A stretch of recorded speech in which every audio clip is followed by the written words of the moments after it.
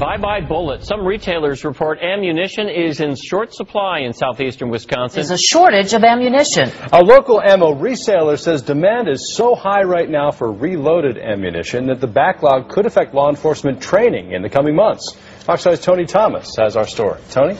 Russ, the Carroll County company, Georgia Arms, says it has a 6-month backlog because of increased demand. Now, company owners say some police departments might soon not have enough of this reloaded ammo for all their training.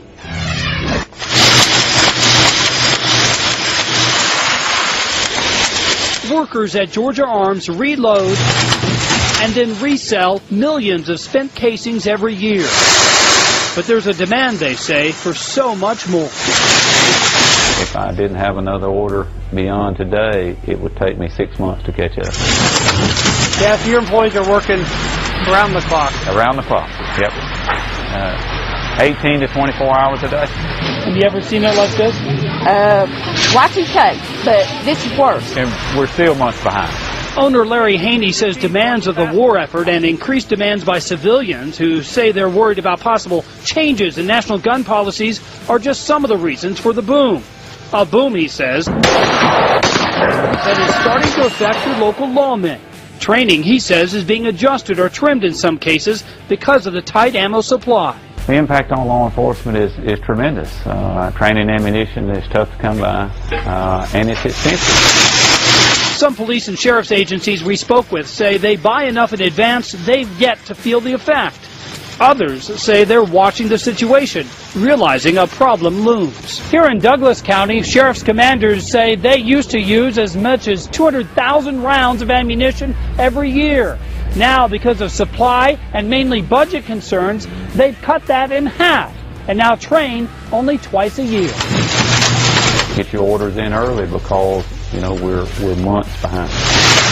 I'm Lisa Rose. And I'm Steve Grant. In this recession, it's hard to find any negative numbers in the firearms business. Ammunition is flying off store shelves. I've never seen anything like this. At 417 Guns on Campbell, ammunition blasts out the door almost as soon as it's delivered. I'm getting phone calls from Rolla, Jeff City, St. Louis, Kansas City, people looking for it. And there's just, we got 2 boxes in the other day, and it was like gold. The most popular ammunition, 9mm and .380. Sold 2,000 rounds in, a day and a half, which normally that would last, months, if not year. It's not just ammunition, it's also reloading supplies. Here at 417, this shelf is usually stacked with these primers. Right now, this is the only box they have in stock. As for why this is the case, well, local owners and distributors say it's fear. Chad, is this a case of some people hoarding the ammunition?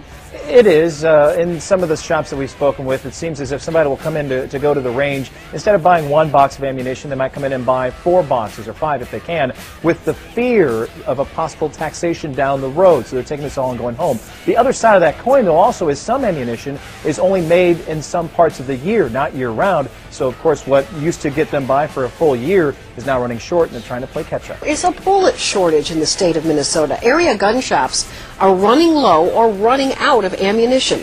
Part of the problem is caused by increased demand from the military, but along with that, consumers worried about changes in gun laws are buying more than they need. Gun owners in Utah have noticed a shortage for certain types of ammunition, specifically for handguns and semi-automatic weapons. Afghanistan has led to an ammunition shortage for many gun owners, including police officers right here in Colorado. There's an ammunition shortage in the U.S., and gun shops across central Texas are running out of bullets.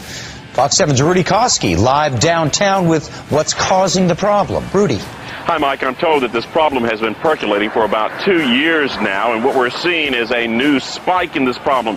Ammunition suppliers saying there's several reasons for this. First, a lot of bullets still needed for the wars in Iraq and Afghanistan, and then there's the economy. Manufacturers having a hard time getting loans for supplies to make the bullets. But there are others who believe that the reason is political. There's fear, you see, that state and federal anti-gun legislation is on the way, and all of this triggering a shopping frenzy. Todd Foster walked into Heritage Firearms Friday morning to buy bullets. He found a lot of empty shelves. It makes me worry about your average individual, your law-abiding citizen not being able to defend himself when, the criminals have unlimited outlets of getting whatever they want. The recent run on ammunition has store owner Dick Doak searching the internet for any supplier that can help him restock.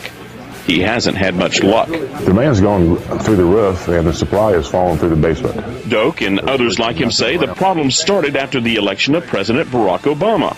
There's growing fear the new administration and the Democratic majority in Congress will enact new federal gun regulations, cracking down again on semi-automatic weapons, magazines, and the ammunition loaded into them.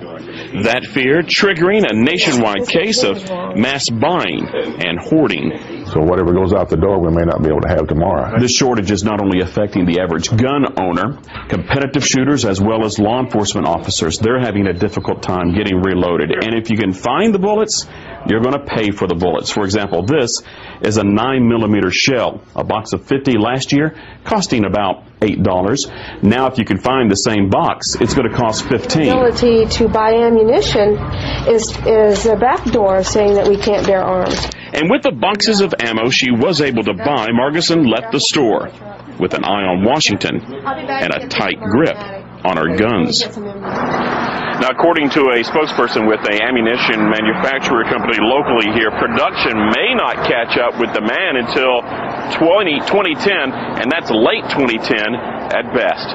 Reporting live downtown, Rudy Koski, Fox 7 News. I went to Farm and Fleet, Walmart, Gander Mountain. All the shelves were empty.